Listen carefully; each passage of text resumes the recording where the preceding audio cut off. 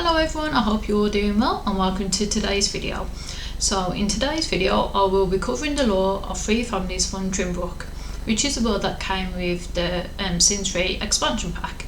And for those that are not aware of the ambitious expansion pack, this expansion pack made it possible for your Sims to work in professions instead of just working in the rabbit holes. So that means that basically what I mean by rabbit hole is you had the careers that have always been in Sims, so like say for example politician. So when your Sim goes to work as a politician, they go into this officey looking building, and then you see him go in and then you just see him come back out after how many hours that they're working. So you don't actually see them actually working. You know that they're at work, but that's about it.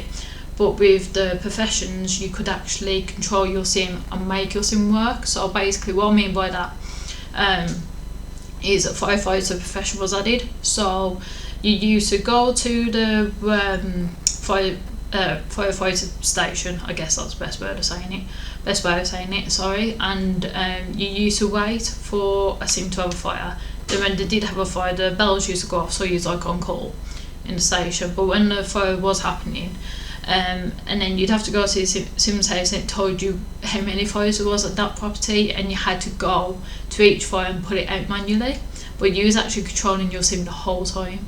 And it's like there's another one that comes to mind, a ghost hunter one.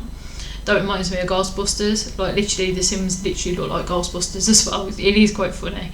So with that one as well, you go to a Sim's house and it tells you how many ghosts there are. They look different to the Sims that pass away and their ghosts. These look more like orbs with smoke around them is probably the best way of describing them.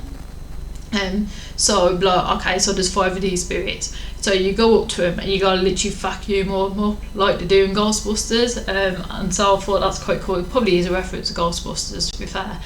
But yeah, so instead of them just disappearing to a building for like say 8 hours a day, with the professions you actually control them, so it's up to you if your Sim does well or not. And I personally really enjoyed this expansion pack. It is one of the first expansion packs that I did get. I do really enjoy the ambitions one because I mean it brought out new careers as well, if I'm remembering right. I know it definitely brought out the professions and new skills. But yeah, so I thought it was a really good one because it did actually change a lot to do. Well, I did quite a lot to the gameplay experience, and it is definitely up there with my top, like, you know, one of my favourite expansion packs for the game because it just adds so much to the game, and I just think it's a great addition to the series. So let's get back on track. So in this video, as I've said, I'll be discussing 3 families, and they are all new families that I found interesting, so I hope you guys will too. So let's get crack-a-lacking. So the first family is the Bayless family. So this family has 4 members who are Skeet, who is an adult. Then we have his wife, Graham, who is also an adult. Then we have the 2 children, the first being Chase, who is a teenager, and then we have a brother, Tay, who is a child. The reason why I wanted to discuss this family is they have a cute thing going on, with the family traits, the house, and also the clothes. So the family have an outdoorsy theme going on. They have camouflage theme in most of their rooms inside the house, and all 4 members of the household have at least some skill points in the fishing skill, and all 4 of them have the angular, family orientated and loves the outdoors traits, and they all dress in clothes that will be ready to explore the great outdoors, with which I find to be a cute little detail. And I found another photo of them outside the house that should hopefully show a little bit better compared to the portraits that I included in this video when I first introduced them, just showing a bit more about the clothes and the vibe going on with this family. The other reason I wanted to discuss this family is because of the past. So it's said that those trying to track down the family's past have been led in circles, and this could possibly be a reference to some inbreeding in the family, but this has not been confirmed. But not much is known about this family's origins. There is no information in the family tree that shows any relatives for the family. Another reason for this could be poor record keeping, but what do you guys think? I personally think that there might be some incest going on, but let me know what you all think in comments below. But yeah, I think that there's probably some incest going on in this family. I mean, that's a funner one. Like, well, to me, like fun. I know fun is not a word, but it's it's just how well. But I think it's the most fun to think, like, and to speculate, like, instead of it just being a legit, actually believable reason. I like to go with the more bizarre sort of reason. That's like, nah, there's definitely incest going on there, mate. There's some sister cousin loving or something going on. But it's quite fun to speculate. But like I say, let me know in the comments below. And I think it's been confirmed anyway, so it is fun to speculate. And like I say, I just wanted to quickly discuss this family because I think it's cool. I always love it when, like, the Sims gurus, well, they used to be called Sims gurus back in the day when I used to be on the Sims 3 forums. But I always find it really cool to, like, when they have a theme going on for the families, like, because it must be quite difficult to think of, like, loads of different families to populate these worlds. So when they do them with certain themes or references to different stuff, I do find that quite cool. And I do like finding out about those sort of ones, so it's quite cool. Like, it's literally, as I'm doing these videos, it's the first time, like, obviously I know the tennies are there when I'm playing normally, and I've played in all the worlds because I had to try them all out, obviously. But actually reading each of the family's bios and the information about them, it is quite interesting about the references and the themes going on with them. So anyway, let's move on to the second family. So the second family I wanted to discuss is the Castor family. So this family also has 4 members, like the previous one. So the first member is Robert, who is an adult, and then we have his wife Beverly, who is also an adult, and then we have their 2 children, first being Jeffrey, who is a teenager, and then we have Thomas, who is a child. This family also has a thing going on. Their house and clothes resemble that of a stereotypical nuclear family, so think like Fallout sort of era. Like, that's what it reminded me of when I first saw them. It's like so, like, me being English, it's maybe not so much for me, but the stereotypical American nuclear family, that's like giving Fallout vibes for the 1950s. So that's the sort of vibes I'm getting from this family, which I thought was pretty cool. So that's the kind of thing we're going with here, and this is also reflected in the family's day-to-day lives, so it's not just the looks. So Robert is the family's only working sim, so he is a breadwinner and for the family, and he is also strict and traditional, and so this means that Beverly is the housewife, or as people probably know it more so today, trad wife, if you will, as she has the same beliefs as her husband Robert. So they are very much playing into the stereotypical gender roles of the man goes, earns the money, the woman stays at home and is a trad wife, basically. So Jeffrey, so that's the teenage son. Jeffrey is shown as evil and at odds with his family, as he is enemies with all of them, and the youngest member, Thomas, is portrayed as slightly troublemaking, but a good child. I mean, what child isn't slightly troublemaking? Like, let's be real, all children push boundaries and stuff. But yeah, so it's quite an interesting one. So I wanted to discuss this family as they seem very stuck in the past, and even by the stereotypical gender roles, as I mentioned before, but they do seem quite happy apart from Jeffrey.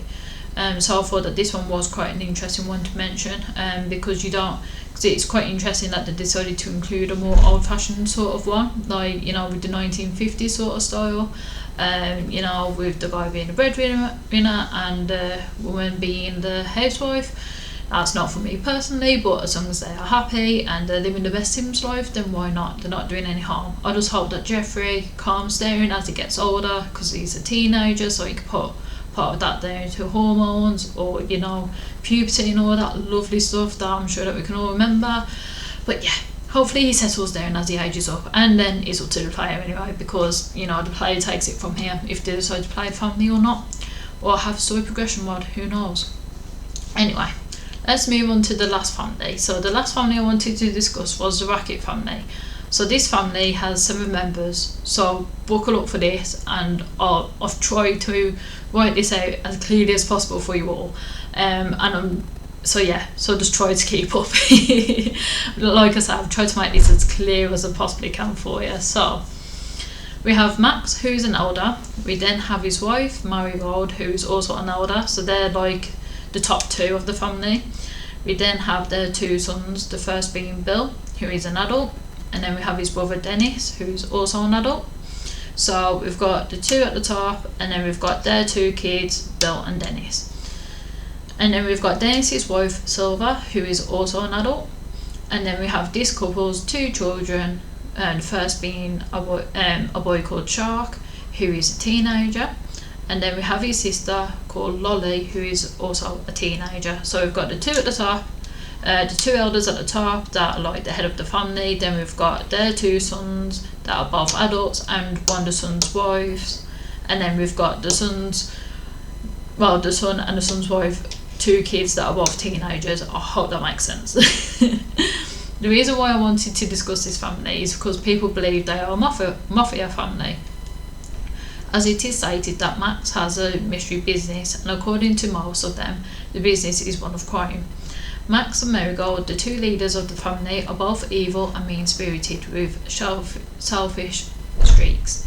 And it is actually Marigold that seems to be the true leader of the family, as she has a history in the criminal career. But it is Max that is considered the legendary patriarch, and this may be due to his lucky trait, and he is a deliberate kleptomaniac. And he either keeps the stolen goods for himself, or he sells these for profit at the consignment store. So, seems like a lot. So yeah, we've got a mafia family going on in Sims, guys. And I really like reading about these. I've got some more little tidbits for you as well, but that's the general gist of it so far.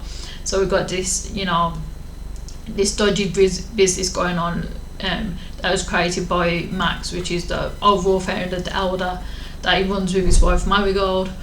Yeah, and it's just mad. And Marigold seems like she might be the mastermind behind the whole operation. She's a true leader, but to the face of everything, everyone thinks that Max is the true leader because he's lucky and he steals stuff. So yeah, it's a lot. But anyway, let's move on to the teenagers. So the teenagers of the household can't stand each other, as Lolly is a hopeless romantic and has the never new trait, but Shark on the other hand loves flirting and is less romantic.